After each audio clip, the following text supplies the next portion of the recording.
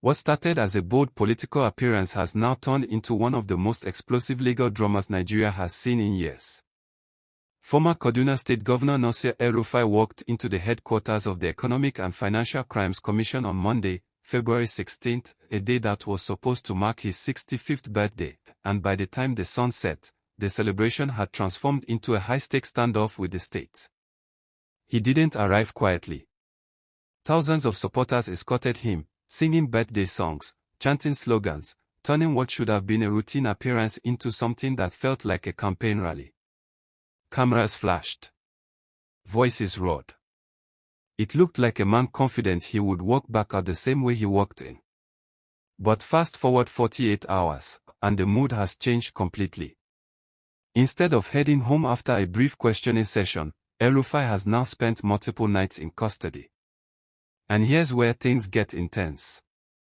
Sources inside the anti-graft agency are saying this is no longer just an interview. It's no longer routine questioning. Behind the scenes, legal teams are reportedly racing to secure a court order that would allow the commission to detain him for much longer than the standard window permitted without formal charges. One insider didn't mince words. According to reports, the agency is not prepared to release him anytime soon. The allegations, they say, are simply too serious. And that's only one part of the storm gathering around him. While the Efcc digs into alleged financial crimes tied to his administration from 2015 to 2023, another powerful agency is waiting in the wings. The Department of State Services has reportedly filed criminal charges at the Federal High Court in Abuja over allegations connected to intercepted communications involving the National Security Advisor.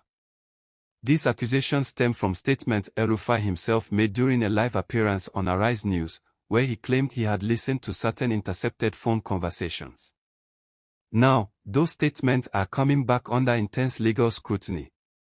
Security insiders suggest that once the EFCC completes its initial interrogation phase, the DSS may move to take custody of the former governor for arraignment. That means this could turn into a handover between agencies, one investigation feeding directly into another. And it doesn't stop there. The Independent Corrupt Practices Commission is also reportedly preparing to question him over the controversial 1.3 billion naira Kaduna Light Rail project that never materialized as planned. 3 major agencies. Multiple allegations. Financial misappropriation claims. National security accusations. And billions of naira at the center of it all. If you think this is just political drama, think again. Back in 2024, the Kaduna State House of Assembly conducted an investigation that allegedly indicted the former governor over the diversion of 423 billion naira in public funds. That number alone is enough to shake the political landscape. Following that probe, anti-graft agencies were urged to step in, and now, it appears they have. Several former officials who served under El-Rufai have already faced arrest and prosecution in connection with alleged fraud and money laundering. Investigators are believed to be comparing their statements with financial documents, contracts, and records from his administration. During his latest round of questioning, sources say he was asked to respond to statements made by his former finance commissioner. Files were reportedly laid out. Documents reviewed. Questions fired back-to-back for hours. Meanwhile, his legal team is working non-stop to secure administrative bail.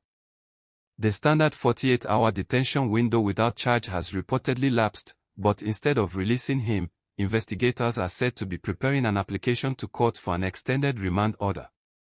In simple terms, they want legal backing to keep him longer. An EFCC source reportedly compared his situation to that of former Attorney General Abubakar Malami, who was detained for an extended period during corruption investigations. That comparison alone signals how serious this may become. Extended detention. Weeks, maybe months. No quick exit. From El-Rufai's camp, the messaging has been carefully measured.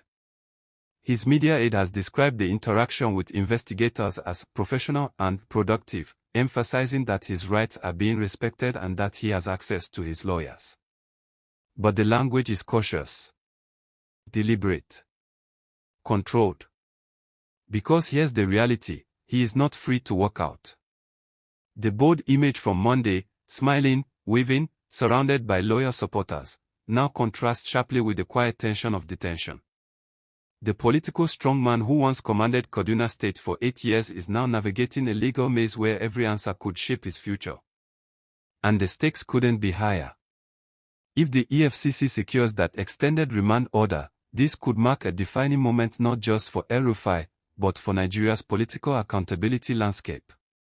If the DSS proceeds with cyber-related charges, the battle shifts into national security territory. And if the ICPC joins the interrogation formally, the legal pressure multiplies. 3 agencies. Multiple fronts.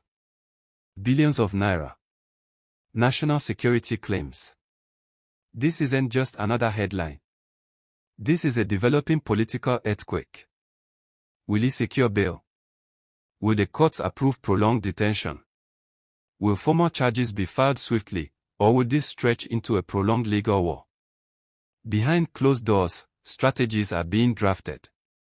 Alliances are being tested. And Nigeria is watching closely. Because what happens next could redefine not only one man's legacy, but the balance of power between political heavyweights and the institutions designed to hold them accountable. Stay alert.